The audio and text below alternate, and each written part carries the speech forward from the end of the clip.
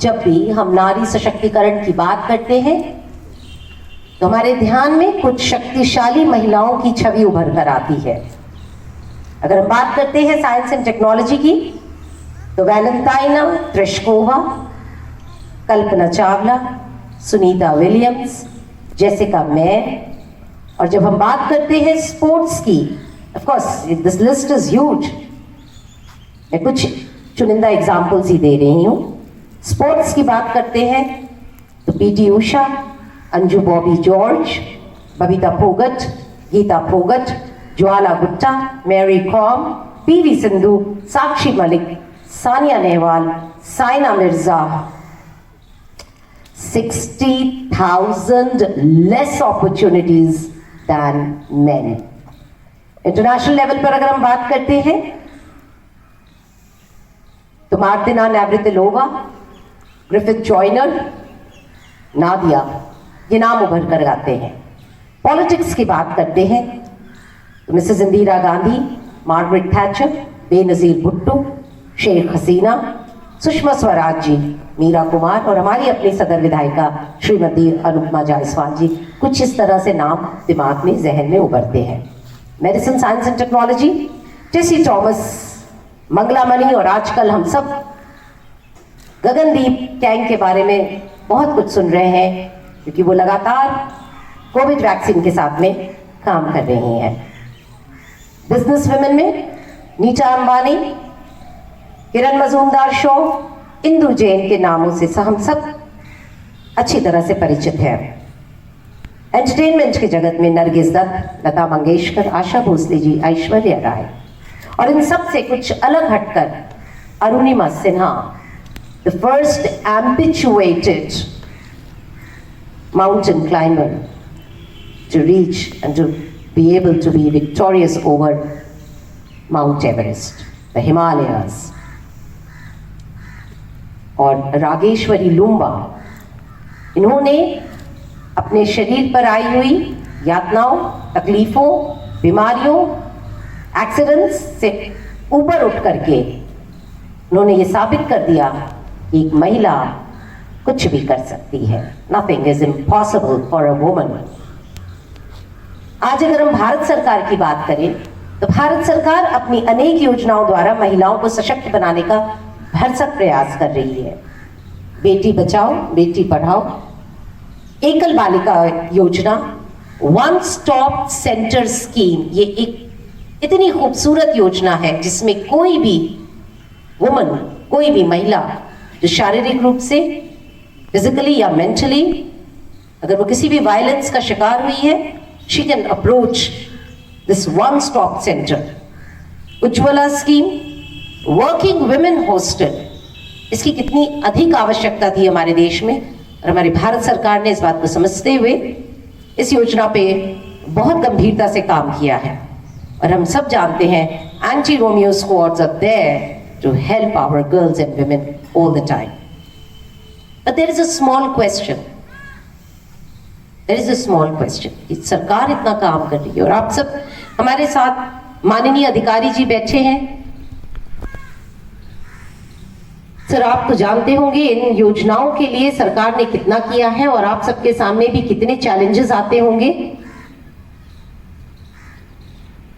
ये सब प्रयास चल रहे हैं, लेकिन एक सवाल है, एक छोटा सा सवाल है जो हम सबको अपने आप से पूछना है कि जो नारी इतनी शक्तिशाली है कि वो एक पुरुष को 9 महीना अपने गर्भ में धारण करती है, अपने गर्भ में जिस पुरुष की रक्षा करती है, जिस पुरुष को जन्म देती है, जिस पुरुष को एक शिशु से बालक और बालक से मैनहुड की तरफ ले जाती है,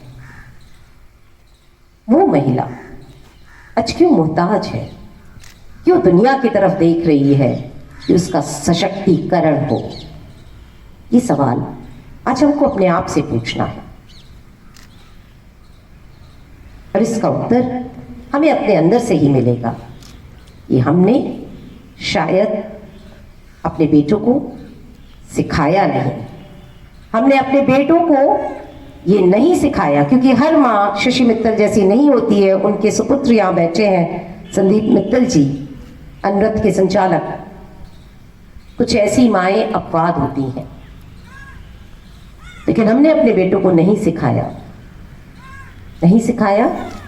कि एक स्त्री, एक महिला, एक लड़की की उड़ान में व्यवधान न डालें, उनके मार्ग में रोड़े न अटकाएं। किसी भी नारी के जीवन का निर्णय लेने का अधिकार किसी पुरुष को कभी नहीं होना चाहिए। ये एक बात हमें अपने परिवार से शुरू करनी पड़ेगी। अगर हम देखते हैं, प्राचीन भारत में कुंती के पुत्र कौन्तेय कहलाते थे। और अगर हम कृष्ण की बात करते हैं तो कृष्ण को याद करने से पहले, और अगर कृष्ण को सच में याद करना है तो हमें कहना होता है राधे राधे। श्री राम, प्रभु राम के नाम से पहले सीता का नाम लिया जाता है, सीता राम, अर्थात पुरुष से पहले नारी है, पुरुष की शक्ति नारी है। और अगर हम अपने बेटों को ये नहीं सिखाएंगे तो सरकार अपने स्तर पे कितना भी काम करे, पर उस लक्ष्य तक पहुंचने में कुछ न कुछ रह जाएगा, कुछ न कुछ अधूरा छूट जाएगा। इसके लिए हमें आज ही शुरू करना है, अपने आसपास की महिलाओं को देखना है। जैसे I have a very beautiful teachers team. हमारे साथ में हमारे कई लेडी टीचर्स काम करती हैं।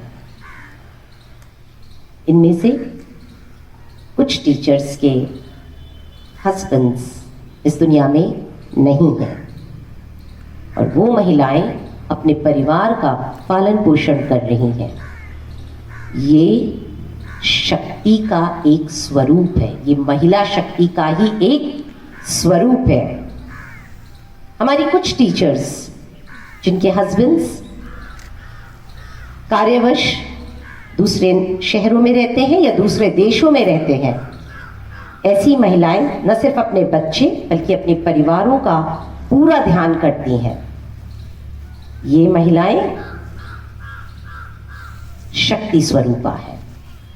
हमारे पास कई टीचर्स ऐसी हैं जो इकोनॉमिकली एंड मॉनेटरली अपनी फैमिलीज में हेल्प करती हैं, मदद करती हैं। ये भी शक्ति का ही एक स्वरूप है, अभूतपूर्व शक्ति। मैं कहती हूं इसे महिला शक्ति। Please give a big hand to your own teacher. स्त्री एक मां बन करके अपने परिवार का पालन पोषण करती है, एक बहन बन करके जब वो अपने भाई की कलाई पे रक्षा सूत्र बांधती है, वो सिर्फ एक रक्षा मांग नहीं रही है, वो रक्षा दे भी रही है। वो कौन सी रक्षा है? वो इमोशनल रक्षा है, भावनात्मक सुरक्षा वो प्रदान करती है। और इसलिए जब कोई भी मनुष्य, इंसान बीमार होता है, हॉस्पिटल में एडमिट होता है, और वहां असिस्ट करने के लिए जो एक नर्स आती है, उस नर्स को बड़े प्यार से कहते हैं सिस्टर। सिस्टर मतलब बहन। बहन वो शख्सियत है जो हर भाई का फिजिकल लेवल पे ध्यान रखती है, इमोशनली उसे संभालती है, मेंटली उसे सपोर्ट करती है। ये बात भी हमें बहुत अच्छी तरह समझनी है। हाँ, मैं थोड़ी सौभाग्यशाली हूं कि मेरा जन्म एक ऐसे परिवार में हुआ जिसमें बेटियों को प्राथमिकता दी जाती थी। 1963 में जब मेरी बड़ी बहन का जन्म हुआ, वो पहली संतान परिवार की,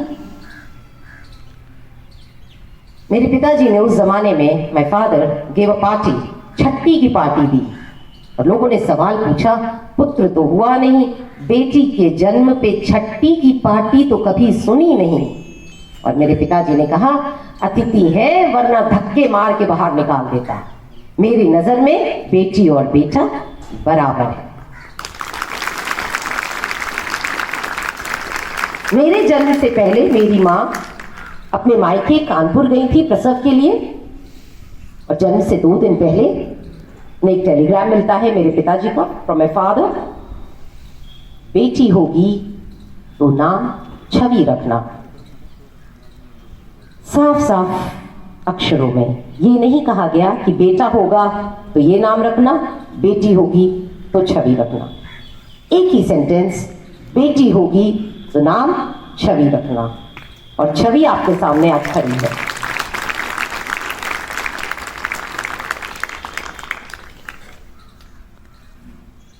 As I said, I belong to a very good family. I'm very, very lucky.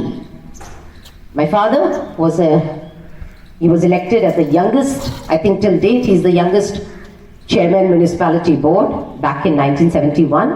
He was just in his 20s. 30 साल के भी नहीं थे, नगर पालिका अध्यक्ष हुए।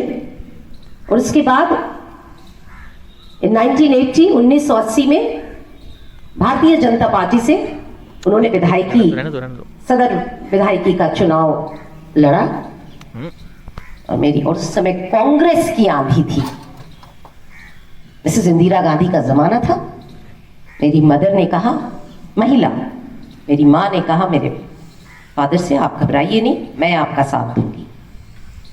और उस चुनाव में और उसके बाद वाले चुनाव में भी उन्होंने मेरे फादर का, मेरे पिताजी का इस तरीके से साथ दिया, घर घर जाके प्रचार प्रसार किया कि इसकी चर्चा मिसेस इंदिरा गांधी तक पहुंची। और उन्होंने ये सवाल पूछा कि क्या बहराइच की कांग्रेस महिला मोर्चा सशक्त नहीं है? क्या ये शीला देवी ही सारे कार्य कर लेगी? मैं बहुत सौभाग्यशाली हूं। ये सब महिला शक्ति के ही अभूतपूर्व उदाहरण है। आज हमारे साथ में मंचासीन रेखा तिवारी जी हैं, जो कंटिन्यूसली चाइल्ड ट्रैफिकिंग के ऊपर काम कर रही हैं। ये काम इतना आसान नहीं है। आप कल्पना करिए, ये रोडवेज पे खड़ी रहती हैं दिन रात। इतना आसान काम नहीं है। ये रोडवेज पे खड़ी रहती हैं और वहां से बच्चों की और महिलाओं की ट्रैफिकिंग को रोकती हैं। विशेष रूप से ये बच्चों के साथ में काम कर रही हैं। एक महिला होकर के इस तरीके के काम को अंजाम देना सरल नहीं है। Can we have a big round of applause for Rekha Tiwari ji. हमारे साथ में बैठी हैं मिसेस पोरवाल, जो शिक्षिका का काम कर रही हैं। जिस तरीके से हमारी अपनी शिक्षिकाएं काम कर रही हैं, our teachers are working continuously symbolising women empowerment, so does she. साथ में बैठी हैं अन्न रथ की सेवाओं से बहराइच का शायद कोई भी नागरिक अनभिज्ञ नहीं होगा।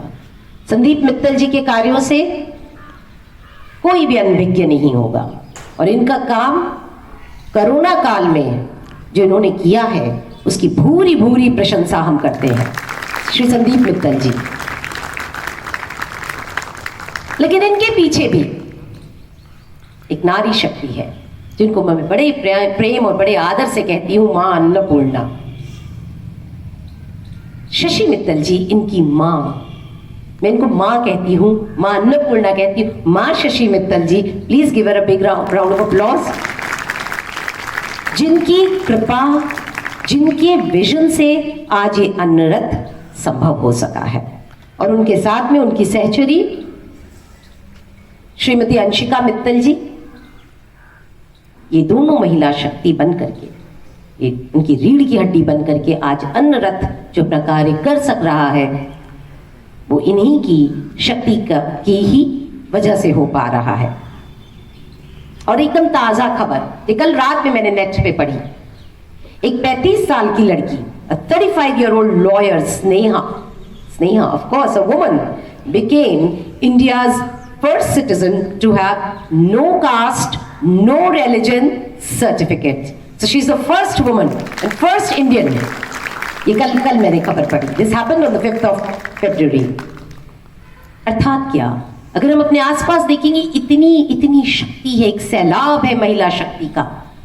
तो इस शक्ति को यदि स्वयं नारी पहचान ले, वो ये समझ ले कि उसका इस समाज में लगातार योगदान है और बराबरी का योगदान है, और इस बात को बेटे समझ लें, पुरुष समझ लें कि वो बिना नारी के एक कदम नहीं बढ़ा सकते, तो नतमस्तक स्वयं हो जाएंगे। सरकार की समस्त योजनाएं स्वयं ही सफल हो जाएंगी।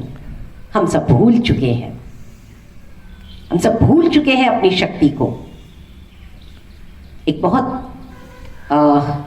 सुंदर श्लोक है संस्कृत में, ज्ञानी नाम अपि चेतांसी देवी भगवती ही सा बलाद कृष्य मोहाय महामाया प्रयच्छति दुर्गे स्मृता हरसी भीत शेषंतो स्वस्थे मदमतीव। यानी कि ज्ञानी जन भी जब अपनी चेतना